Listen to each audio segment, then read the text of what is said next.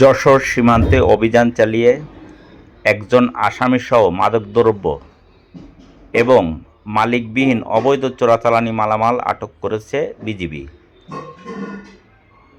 আজ বৃহস্পতিবার বিজিবির যশোর ব্যাটালিয়ন ৪৯-এর বিশেষ টহল দল এবং বেনাপোল আইসিপির সীমান্ত এলাকায় মাদকদ্রব্য এবং চোরাচালানি বিরোধী অভিযান পরিচালনা করে ভারতীয় ৪৪৫ বোতল নেশাজাতীয় সিরাপ, ২টি মোবাইল, ৫০টি শাড়ি এবং ২৬০টি কসমেটিক সামগ্রী আটক করে।